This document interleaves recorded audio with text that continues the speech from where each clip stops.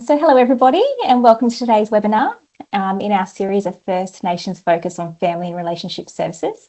My name's Lisa Curtis and I'm the Policy and Project Officer from Family and Relationship Services Australia, or sometimes people know it as FRSA. I'm really delighted to be here with you today to be continuing this conversation with you all. So before we begin, I'd just like to acknowledge the traditional owners of the lands that we're meeting on today. I'm joining from Ngunnawal country, so I want to pay respect to the Ngunnawal people as the traditional custodians of the land and recognise any other people or families with connections to the lands of the ACT or surrounding areas. As this is a national webinar, I'd also like to recognise the traditional custodians of the lands and the waters right across Australia and pay my respects to their elders past and present. And I extend this respect to all Aboriginal and Torres Strait Islander people at today's session.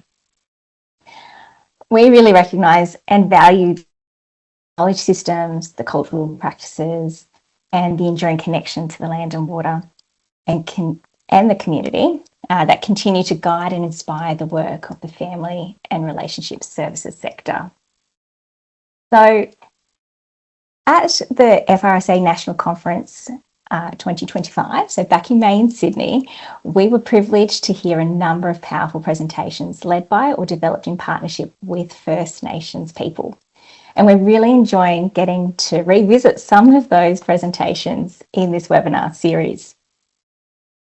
So this webinar series is a great chance to reflect further on the practice insights shared at the conference and to keep building our collective learning in this space.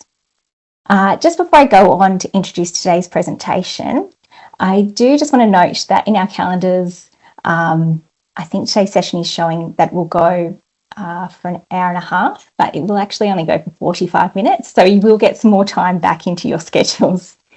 And we are also hoping to have some time at the end of the presentation for questions and answers. So please, as the presentation is happening, if you have any questions, please feel free to pop them in the chat and we'll get to as many of them as possible at the end of the presentation. So today's presentation is titled SistaCare, Collaboration for the Safety of Women. And we're fortunate to be joined by Sarah Todd and Dorothée Crawley from CatholicCare Wilcannia-Forbes. So Sarah Todd is a women's advocacy support worker with the SEEDS Men's Behaviour Change Program, and Sarah has worked at CatholicCare Wilcannia-Forbes since September 2022 and facilitates the SistaCare peer and education programs.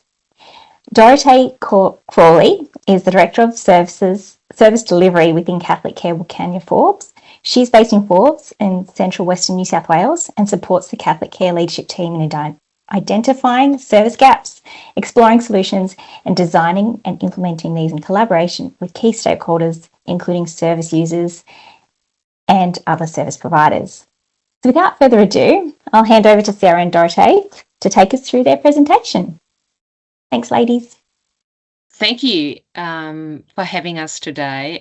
Before we commence, I would like to acknowledge the traditional owners of the multiple lands that we're joining from today for this webinar, elders past, present and emerging, and pay my respect to our Aboriginal colleagues who are here with us today. My colleague Sarah and I are joining you from Wiradjuri country today. I would also like to acknowledge my two colleagues who had submitted this abstract for this presentation, but unfortunately were unable to present. Christine Lestrange, a proud Wiradjuri woman who was our SistaCare coordinator, and Elizabeth Harris, a proud Barkindji woman who will be present by image in slide 7. So look out for the bright smiling face in the bottom left-hand corner. Through our presentation, we will share with you the story of SistaCare, a peer support model for victim survivors of domestic and family violence. The presentation will take you through the program life cycle of SistaCare, how we became aware of the need, how we drafted a model and were able to attract funding when the time was right, how we consulted with service users, refined the model and tried and tested it, how we used collaboration as our secret sauce for the program on a shoestring budget, and how SistaCare contributed to creating greater safety for women. So a little bit about us. CatholicCare Wilcannia-Forbes has delivered services in the western 52% of New South Wales since 1996. So that's that orange part of the map that you're looking at. Many of our communities are rural and remote, and we operate out of 14 branches through a hub-like model, delivering services across 5 disciplines. And those disciplines are healthy relationships, and that includes our men behavior change program and SistaCare. Financial stability, that's our financial counseling capability services. Better health and well-being, those are non-clinical mental health programs. Safe homes, those are our homelessness and domestic and family violence programs. Cultural engagement, which are programs designed and delivered with, for, and in Aboriginal communities. And the mix of these programs enables us to offer integrated services to our clients. We often work with entire families across the range of our programs. So CatholicCare took a deep dive into unfamiliar territory in 2020. As a provider of victim survivor support services, we had realized that real change could only be achieved through an integrated model, and also worked with the women's partners, the users of violence. We entered the space of men behavior change, gained provisional accreditation in 2021 and full accreditation in 2023 for the delivery across 5 locations that, according to our CEO, continue to win the wrong type of the lottery. And in a moment, you'll see what we mean by that. So the communities that we're servicing under men behavior change are Burke, Condobolin, Forbes, Parkes, and Narromine. And as you can see on this slide here, they are small communities that have much in common. For the purpose of today's presentation, I want to highlight statistics in relation to domestic and family violence. So many of our communities sadly sit in the top 20 for rankings and see more than double of domestic assaults compared to the state average. As an MBCP provider, we still consider ourselves the new kids on the block. As part of our MBCP model and under an integrated framework, we offer group for the men, case management for the men, case management for the women. We engage with the women through assertive outreach. And in our experience, 20% of women take us up on the offer of support. A theme emerged from these women very, very quickly. And what they were telling us was the men are accessing information that we don't. The men are speaking about things that we don't understand. The men do things differently now, and we're being left behind. And the bottom line was that the women wanted a group, opportunities to share in a safe space and have access to education, just like the men. So we designed a model, and it was really quite simple. It was the mirror of the MBCP program with all aspects, content and activities carefully considered through the victim survivor lens. In the first instance, we consulted with our team of women advocacy workers and female facilitators, most of whom have had lived experience. The model was tried and tested with women in parks. At this point, there was a strong emphasis on peer support for that group. And you're able to see some data relating to this group on this slide. So 11 women participated across 13 sessions. And as you can see, in terms of score, community participation and network was measured most consistently. We saw some neutral results, but predominantly increases, which we found encouraging. We invited our colleague from the Targeted Earlier Intervention Program, which is a state-funded early intervention program to support children, young people, and families and communities, to become a co-facilitator. Why did we do that? Because we did not have the woman power in men behavior change to set aside 2 facilitators, and TI has a peer support group component. This was a win-win, which makes any collaboration appealing. Whilst we did not conduct a formal evaluation at this time, we gathered feedback that showed promise, driving us to roll out SistaCare on a larger scale across all our men behavior change program sites. In 2023, we applied for SARC funding, and sorry, you can see some of that feedback on that slide that I'm showing at the moment. So in 2023, we applied for SARC funding, standing for Safe and Resilient Communities. We were successful, and this funding was to see us through to this year, 2025. We knew that the funding would not enable us to employ 10, not even 5 facilitators. We also knew that SARC was short-term funding that would need a transition plan into a self-sustaining model. Always a challenge, that one. And this is slide number 7 with the beautiful smile of Elizabeth Harris, who was one of the original authors of this presentation. So the funding enabled us to employ a SistaCare coordinator. The role was to consult women in all locations about the shape of SistaCare, including the delivery mode, the timing, and the educational content.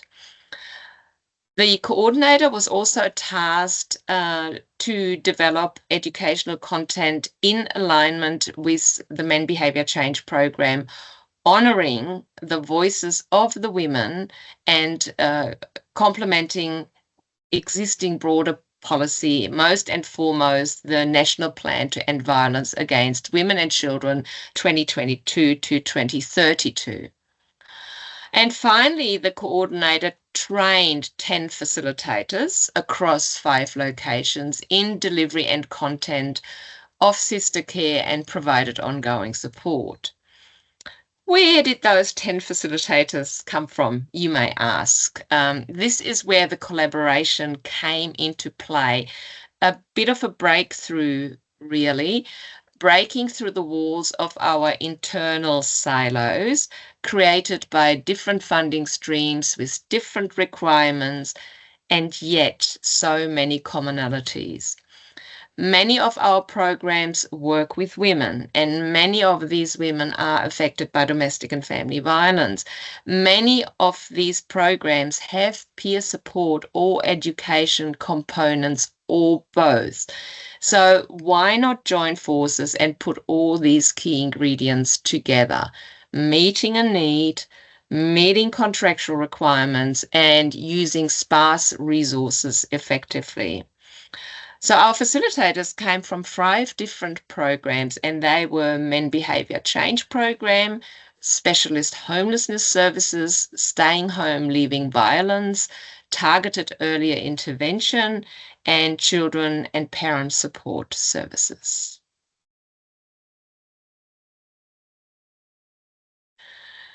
So what did SistaCare delivery look like, or what does it look like? This is pretty much where we landed. SistaCare is an open-ended program. There's no set duration. SistaCare is delivered weekly, alternating between peer support sessions and educational sessions. And under peer support, we deliver a range of activities such as yarning circles, art therapy, journey journaling, vision boards, tree of life, and you can see a tree of life there on the screen at the moment, and a whole bunch of recreational activities. Educational sessions focus on different forms of domestic and family violence, including coercive control, consent, circle of violence, supports and safety planning, emotional regulation, and trauma-informed parenting.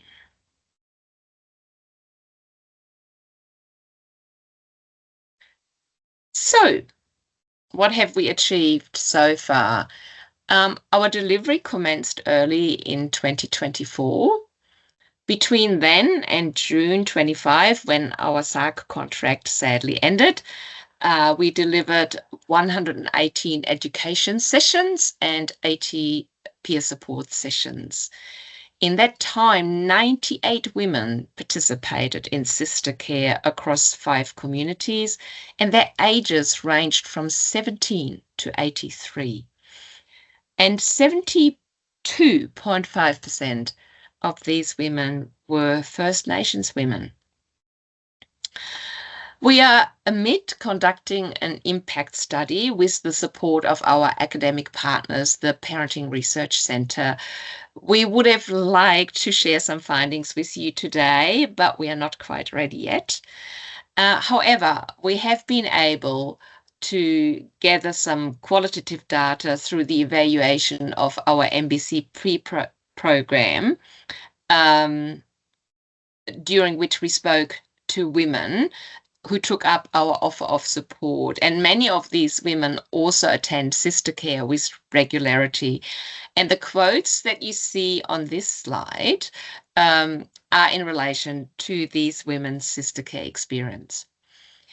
Emerging themes highlight strongly that women value the peer support component, which aligns with our findings from the pilot. Further, we are now hearing that women understand domestic and family violence better, that they have more confidence in handling challenging situations, and that they have an increased sense of safety. These are outcomes that align with our program logic for SistaCare, and they give us faith that we are on the right track with this model. I will now hand over to my colleague, Sarah, who will give you a glimpse into the day-to-day delivery of SistaCare. Over to you, Sarah. Thanks, Dorothée. Dorothée and I have affectionately named our little presentation as about SistaCare. We're calling it our Sister Act. So I'm just going to start with a little bit of humour, and it'll just be a couple of little jokes, and you don't have to answer, I'll just answer. So the first one is, why did the support worker bring a mirror to the women's group? It was to reflect on everyone's progress. And why did the support worker become a gardener? It was to help people plant the seeds of change.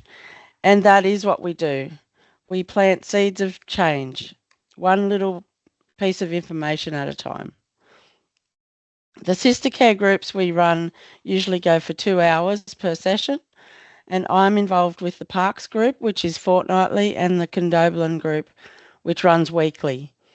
We also provide lunch or morning tea for each group. As part of our 2 hours together, we check in and maybe share something from what's happened since our last group. Then we introduce our education topic for the day and really make it a collaboration. We as facilitators are not the experts, so when we ask the women for their input, it really is more like a team effort.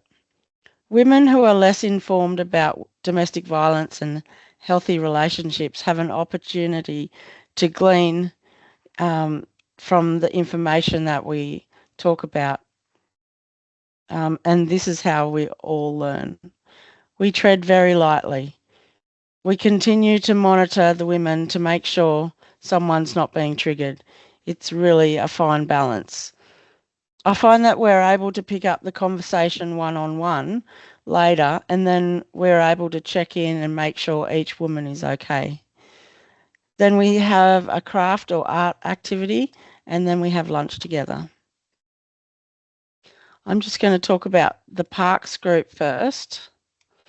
This group began as a peer support group 4 years ago for women with children who have special needs, which then became a home for the partners and family members of the Men's Behaviour Change Program, which has transitioned to what we now know as our SistaCare group. Most of the women who come have faced domestic and family violence. As we started with the domestic violence educational component, it became really clear that one woman was dominating the conversation, and any attempt to redirect the conversation were doomed. My co-facilitator at the time, Isabel, made some changes to the way we organised our space and made a separate space for our yarning circle and one for activities. She also came up with the idea of having a talking wand to hand around to our participants in order to allow every woman to have a say and to invite them to contribute to the yarn. It has really worked wonders and such a simple idea. We also invite other service providers to come to our SistaCare group to provide information about their service, and this creates a soft referral pathway for women who have been unsure about connecting with that service. Last year, we had a woman from TAFE, New South Wales, come along and invite our women to sign up for a TAFE course. So 2 of our women did sign up, and they did the course and then invited another woman from the TAFE course to come along to SistaCare, and because she was new to town and she didn't know very many people, and she continues to come even now. Last year, as part of our activities, the crochet blanket idea was formed. We learned to crochet, and together we YouTubed and TikToked our way to learning the craft. We learned to do granny squares, and you can see it on the slide.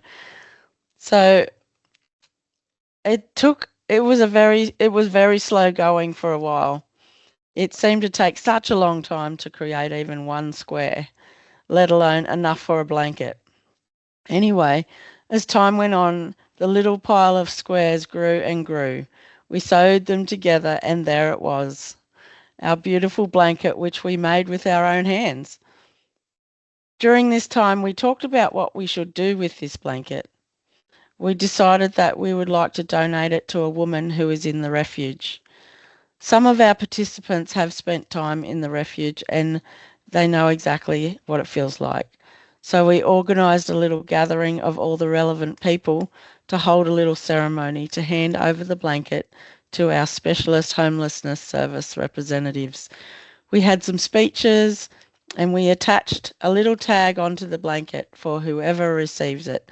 And this tag read, "The Parks SistaCare group sends their best wishes to you and your family. With every square, imagine one woman's hopes for you and your children to have a brighter future." Some of our women have spent time in a refuge before. We want you to know that we are cheering you on and we want you to succeed. A safe and happy life is the sign that you have succeeded. Recently, one woman wrote in some feedback to say that this group has been a godsend for her, and thank you so much. And this is one reason that we do what we do. So I'll just move on to Condobolin. In Condobolin, Tanya is my wonderful lead facilitator who welcomed me into her space at Condo. We started with a period of relationship building, which led into our domestic violence education. I feel so incredibly privileged to spend time with these women. It's one of my favourite things to do during work time. As soon as we started talking about domestic violence, it was as if we gave the women permission to speak about it for themselves. One lady spoke to me about how her husband had psychologically and emotionally abused her all through their marriage. She wished he would have just hit her and just got it over with. Some of our women come from the era that you just don't talk about this sort of stuff. This was the decision you made, so now you have to live with it.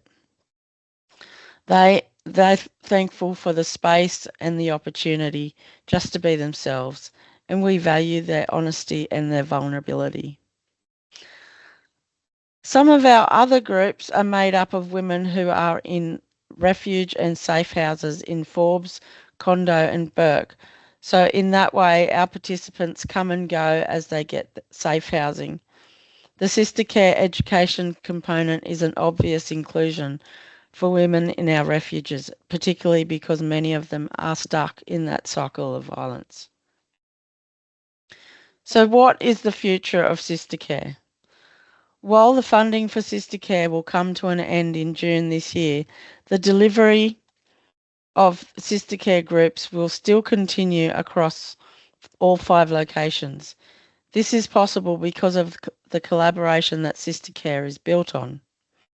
Our facilitators come from the 5 different program areas, and they all have a vested interest in the continuation of SistaCare. Our greatest motivator is our shared commitment to the safety of women and children, and it also helps that SistaCare can comfortably sit within the contractual requirements of these 5 programs. While the content requirements and structure of SistaCare is fairly similar across our sites, we encourage each facilitator to bring their skills and attributes and who they are to the group. The image that you see here was provided by one of our Burke facilitators who used SistaCare as a channel to share the healing power of her art, as seen on this slide. SistaCare thrives on individuals being themselves because it encourages our women to feel like they can do the same. We are very proud of the SistaCare model, and we're hoping to expand it across another 6 locations, funding permitting. So these are Broken Hill, Cobar, Cowra, Nyngan, Warren and the Central Darling. I am passionate about providing a space for women to explore their feelings in a safe, non-judgmental environment. My heart is enlivened by the thought of our women hearing the domestic violence content and finding new ways of living and creating new neural pathways of thinking, rejecting disrespect and empowering them to stand up for themselves. I think it is incumbent on us as women to teach the next generation to stand up for equity in relationships. I want to be part of creating hope and understanding of how not to repeat the unhealthy cycles of the past. So that brings us to a close with this presentation. And Dorothée and I would like to thank you for your attention and interest here today. So if there's any questions, we're open to receive them now. So thank you.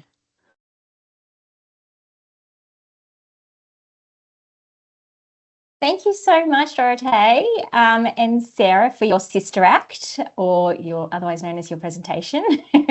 It's really inspiring to hear how SistaCare is creating those spaces for connection and all that peer support, and that they love that, healing and empowerment as well. You know, it's really given us a lot to think about and reflect on, and yeah, really think about how we are working alongside women who have lived experience with family and domestic violence. So yeah, thank you for your presentation. I can see that there is one question already being typed in the chat. So yeah, if anybody else has got any other questions, just a reminder to put them in the chat as well. That would be great. But I might start off with a question, if that's okay. I promise it's not going to be a hard one. So I think it may have to go over to Sarah, but I'll let you guys decide. What sort of topics or activities have really resonated the most strongly with the women? You know, you've talked about a lot of different examples, but is there any that really stood out to be, I don't know, some that were maybe more strongly than others? I don't know. I think from what I've seen is like when you talk about types of violence, and you know there's the different areas of violence, physical, and obviously physical is the most obvious one, but it doesn't stop there. It's like all the other types of violence, and like the social isolation, the emotional, psychological, and sexual violence that people think, oh, that's fairly normal, but it's actually not. And I think it's an eye-opening thing when you actually start talking about the types of violence. Yeah. It's actually fairly consistent too with our men's group. We find even with them with them as well, that particular session is one of the biggest eye openers. That understanding of what domestic and family violence can look like, and particularly once we start talking about coercive control. It is quite eye-opening, I think, even for most of the community, to be honest. Yeah, correct. Yeah, thank you for that. We have got a lovely comment in the chat. So Ebony says, amazing ladies, thank you so much. I love that you mentioned that the facilitators are not the experts in this space. Love your passion, and we plant the seeds of change. It's powerful. Thank you. Thanks, Ebony. Thank you. I can probably throw you another one. Are you up for another question? Go for it, Lisa. Don't hold back. What changes have you seen in women's confidence, safety, or connectedness as a result? You did share some of that before, but was there anything else you'd like to share around that as a result of participating in the SistaCare program? Oh, I think I guess the confidence, like when they find another situation of some sort of abuse happening in their life where they're being disrespected, or things are not as they should be, they actually come to this realization. They talk about it in group, and you know, this shouldn't be happening, and you know, let's brainstorm some ways of dealing with it. I find that really, really inspiring. Yeah. That's coming from the group as well. That's great. Yeah.